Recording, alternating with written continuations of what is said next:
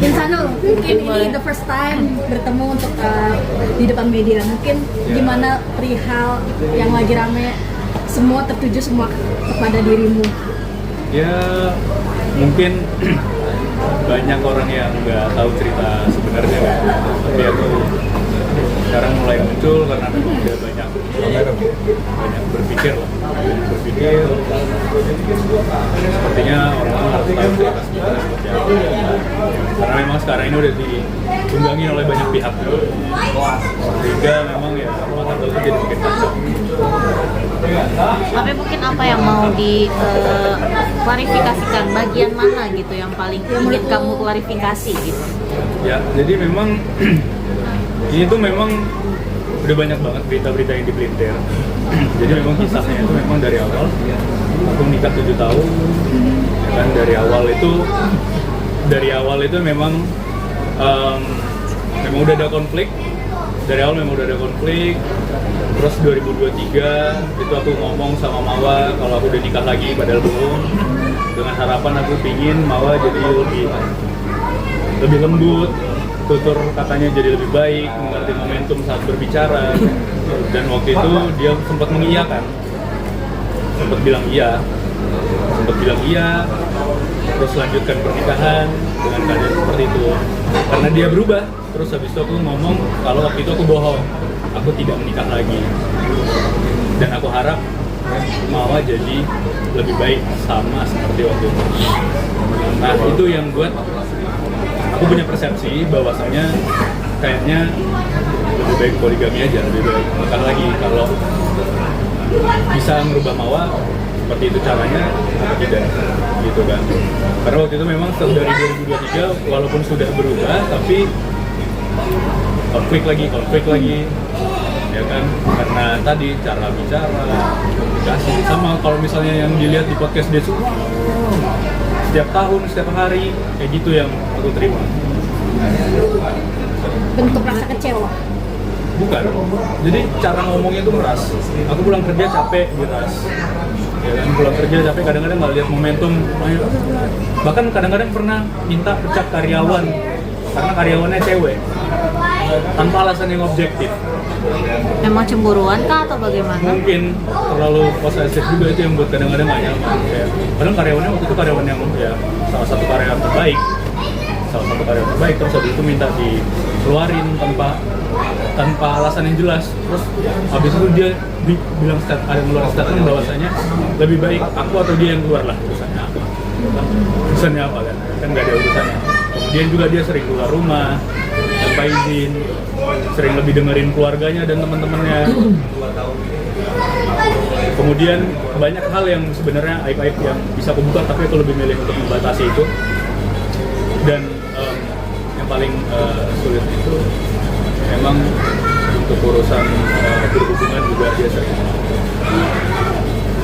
Jadi itulah yang membuat kamu alasan untuk dengan Inaraka atau seperti apa? Sebenarnya nggak spesifik karena itu sih, ya cara komunikasi, treatment dan lain-lain. Padahal aku nggak pernah nuntut, aku selalu memenuhi apapun yang jadi kewajiban aku untuk dia. Dari segi nafkah, ya kan, aku juga selalu kontak-panting di luar. Kemudian aku pulang juga aku selalu coba ngajakin main-main, aku coba juga atau waktu buat quality time. Walaupun memang namanya masih ngerintis bisnis ya kan. Memang ya waktu ini memang agak sulit. Tapi yang aku harapin adalah aku ingin ada ketenangan di rumah. Tapi puncaknya Mawa itu dari kapan sih? Gimana juga? Puncaknya triggernya apa sih, San? Karena dia lebih dengerin kata orang daripada kataku. Berarti dari awal memang bentuk komunikasinya yang buruk sehingga kamu bilang mau poligami malah dia membaik ketika kamu bilang poligami. Itu bagaimana tadi? Iya, setiap aku bilang aku mau poligami dia membaik. Jadi kayak bahkan waktu titik terakhir kemarin sebelum konflik ini semakin besar, sebenarnya dia udah ngomong aku kan ngajuin poligami lagi kan. Padahal sebenarnya aku udah poligami, waktu itu proses sebenarnya menjelaskan sampai ada yang menunggangi lah, jadi nggak jelas. Aku udah ngomong sama dia, terus habis itu dia bilang ya adik mau berubah jadi lebih baik. Komunikasinya dibagusin. Karena jadi kan ada voice note yang waktu itu sebenarnya sempat viral. Kalau poligami itu dipotong-potong, banyak juga chat yang dipotong-potong. Sebenarnya aku nggak ngerti apa karena kebutuhan manajemen lah atau karena apa aku nggak ngerti sih. Jadi ada pihak-pihak yang menunggangi ini juga sebenarnya. Aku yang merugikan aku dari sisi rumah tangga. Kasihan juga Mawar tuh dihasut-hasut sama orang-orang. Ya kan, kasihan juga Inara dihasut-hasut sama orang-orang semuanya. Terus ini makin kacau. Ya aku berharap sebenarnya kalaupun ada pihak-pihak media, ada pun pihak-pihak orang, kelompok, ya izin juga mungkin dari pihak polisian, bantulah kami bermediasi sebenarnya. Karena kan selama ini aku coba untuk berkomunikasi, ya kan, itu selalu gak dibolehin. Aku nggak tahu apakah karena kalau kami udah mediasi kontennya jadi habis, aku nggak tahu, ya kan. Makanya aku berharap ya sebenarnya bisa bertemu. Apalagi anak, aku udah hampir 2 bulan nggak ketemu sama dia juga. Aku juga udah hampir nggak ketemu sama ibuku hampir 2 bulan gara-gara ini. Semuanya hancur, semuanya hancur. Usaha juga hancur, karyawan-karyawan juga semuanya pada kasihan. Padahal mereka juga butuh makan, cuman imbas dari ini. Satu sisi juga aku harus nafkahin Mawar juga, tetap nafkahin Inara juga. Tapi karena ini semuanya ya, Tapi trigger awalnya apa sih? Maksudnya yang merubah sikap Mawar itu terhadap kamu gitu. Sampai akhirnya kamu pura-pura segala macam, komunikasi jadi jelek, itu trigger awalnya apa sampai seperti itu? jadi ya hal-hal sepele sih sebenarnya, tapi sudah terakumulasi. Sampai dia berubah dari awal pernah menikah, sikapnya berubah berapa itu apa? Gini ya, jadi aku sama Mawar itu nggak pernah pacaran sebenarnya. Aku sama Mawar pun ta'aruf, jadi aku nggak begitu ngerti sebenarnya karakteristiknya seperti apa. Cuman memang dari pertama kali nikah, memang sering ada konflik itu. Aku anggapnya ya udah ini bumbu-bumbu rumah tangga aja. Gitu. Tapi kok jadi sampai 5, katanya kan ada yang bilang sampai 5 tahun pertama ini pasti ada konflik, itu wajar. Cuman aku mikir, ini udah lewat 5 tahun tuh konflik aja gitu ya. Kok aku nggak didengerin gitu kalau ngomong. Dan waktu itu kan sempat viral juga masalah dia nggak boleh kuliah. Sebenarnya bukan nggak boleh kuliah. Waktu itu dia nggak ada kesibukan, aku bikinin bisnis. Waktu itu bikin bisnis kayak dessert gitu. Ada UMKM, aku kelola, terus habis itu biar dia yang ngelola, aku ajarin. Terus karena dia sibuk, udah ngurus anak, ngurus itu, terus habis itu yang lain-lain. Jadi waktu untuk aku juga berkurang. Waktu itu dia minta kuliah, aku bilang jangan kuliah kalau misalnya tanggung jawab utamanya aku belum selesai. Karena aku juga masih luntang lantung. Aku bilang aku pulang belum full diterusin. Aku juga dulu ya, kalau belakangan 1 tahun terakhir mau kalau misalnya aku mau perawatan wajah itu dia nemenin. Tapi sebelum ya, karena aku sering minta aku mau ditemenin. Karena sebelumnya aku kalau kayak gitu aku pergi sendiri. Ya kan, dia nggak tahu. Aku pengen diperhatiin juga gitu kan. Aku pengen diperhatiin juga. Itu yang membuat pelan-pelan jadi terkikis. Bukan ini habis langsung berubah enggak. Jadi terkikis. Itu yang membuat aku jadi kayak, aduh, capek sendiri. Ya. Sempat keluar rumah habis berantem besar atau seperti apa, atau memang langsung ya itu ada ya isu nikah poligami itu atau gimana? Sering deh, dari sebelum itu juga dia sering keluar rumah. Kalau misalnya itu kadang-kadang HP-nya dimatiin atau bikin mode pesawat. Jadi kayak kadang-kadang ditinggal juga sama aku. Jadi kayak yaudah aku husnuzon aja sih. Ya udahlah ada waktu jadi main-main sama anak kalau capek gitu kan. Tapi kadang-kadang kan kita laki-laki dari kerja gitu, istirahat gitu kan. Apalagi Mawar itu bukan yang aku haruskan kerja nggak ada masalah, tapi tanggung jawab aku selesai dulu. Aku nggak mau dilayanin pembantu, aku nggak mau dilayanin ayah. Aku mau yang dilayani itu istriku. Kalau misalnya yang layanin aku pembantu, dia nggak berikan pembantu. Itu kasar ya. Kalau lu sendiri setelah perkara itu apakah keluar rumah atau tetap satu tempat? Gimana? Sempat keluar rumah kan, artinya meninggalkan Medan atau seperti apa, artinya untuk supaya mereda konflik atau gimana? Oh iya, jadi karena memang apapun yang kita bahas itu memang selalu ada konflik, tidak ada solusi. Makanya kadang-kadang aku lebih milih untuk keluar rumah, avoidant lah ya. Nah itu yang kadang-kadang karena aku terucap kata-kata yang tidak baik, gitu kan. Adapun sebenarnya kalau misalnya dibilang, oh di sosmed tuh nggak ada, aku tadi baru nunjukin sebenarnya di sosmed itu ada, cuman aku arsip karena alasan kerjaan aku. Karena alasan kerjaan waktu itu yang memang kebetulan aku berurusan sama orang-orang yang waktu itu memang kurang baik, ada ancaman nyawa lah. Bahkan sebenarnya bukan mau aja yang aku nggak tunjukin, tapi keluarga aku semuanya, adik, ayah, ibu, semuanya nggak aku tunjukin. Cuman mitra-mitra, cuman ini cocok-logiin seperti itu. Dan aku selalu concern, aku bilang Mawar itu jago banget konten. aku kalah kalau konten. Udah aku bilang, makanya aku bilang kita jangan kelihatan bahagia di sosmed aja, tapi di internal rumah tangga kita harus diperbaiki dari sisi komunikasi, dari cara kita saling memahami, ya kan. Jadi ya mungkin ini aku harap bisa diambil hikmahnya buat dari semuanya. Ketika banyak cocok lagi artinya dari foto kamu tidak memasang keluarga dan Mawa pun sempat berucap setiap kali mau bikin konten lo menolak untuk dipublish. Gimana nih San? Ya karena aku bilang waktu itu udahlah fokus internal rumah tangga aja, ya kan. Walaupun sebenarnya kayak capek sih aku ngasih tahu. Walaupun kadang-kadang kelolosan juga kayak ya udah dia upload foto ya udah. Kadang-kadang dia upload juga sama dia. Cuman gue bilang aku nih main. Kita di sosmed kelihatan bahagia banget nih, harmonis. Buat apa? Kalau kita di rumah sering berantem, yang ngejalanin kehidupan rumah tangga kita. Tanya aja sama dia, aku sering ngomong kayak gitu kan. Tapi kalau dia bohong nggak ada. Berarti sempat ada benar ada pelarangan dirimu melarang Mawa untuk ya meng-up kegiatan berdua, men-take sosmed ketika kalian lagi bersama lagi. Ya intensnya 1 tahun belakang ini sih aku lihat soalnya jadi 1 tahun belakang bukan dari sebelum jauh ke depan nggak ada urusannya sebenarnya sama itu karena memang ada urusan, bahkan bukan Mawa sama Afnan aja yang nggak boleh karena itu bilang kayak aku juga minta kalau nggak IG dia aja bilang kalau keluarga jangan dimasukin keluarga aku jadi ya bisa gitu kan kayak jadi aman gitu. Dan kebetulan memang aku terlibat dari pekerjaan aku lah. Yang itulah. Tapi aku udah keluar dari itu. Insan, oke, ini case dengan Mawa.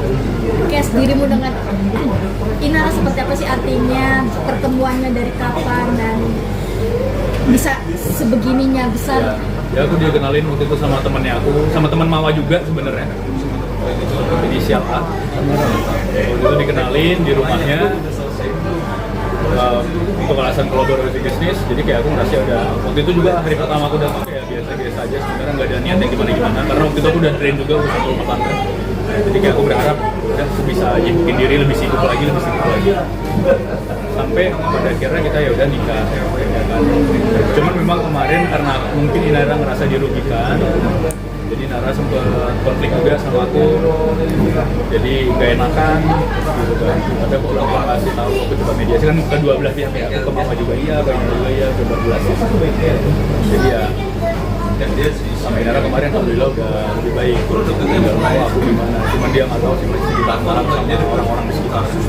Tapi benar artinya dirimu sudah minta izin untuk menikah dengan Inara karena kan kita lihat DM-annya seperti itu ya. Artinya Inara pun tidak tahu kan karena sempat bilang mau menipu atau segala macam. Iya, jadi memang sebenarnya ini sebelum terjadinya keributan seperti ini, memang ini udah aku tuh memang lagi proses untuk memberitahu Mawa. Karena Inara pada saat itu mau mundur aja. Aku bilang waktu itu kayak bagus aku kasih tahu aja, bagus kita transparan aja lah, udah baik-baik, aku juga nggak enak sama Mawa, udah aku mundur aja, kamu yakin mau ngasih tau Mawa? Katanya ya udah ngasih tau Mawa deh, tapi aku nggak mau jadi penjahatnya lo ya, kata dia. Jadi sebenarnya Inara kasihan di sini, dia nggak ada ikut-ikut sebenarnya gitu, nggak ada ikut-ikut, dia nggak tahu. Jadi sebenarnya kalau misalnya dicap ini apa segala macam nih, terutama buat ibu-ibu gitu kan, ya Allah kasihan banget, nggak tahu cerita sebenarnya seperti apa gitu kan. Jadi aku waktu itu ya udah proses memberitahu. Dan sebenarnya sebelum viral itu memang kita udah mengagendakan buat ketemu bertiga. Cuman karena aku punya deadline pekerjaan, aku selesai dulu rencananya.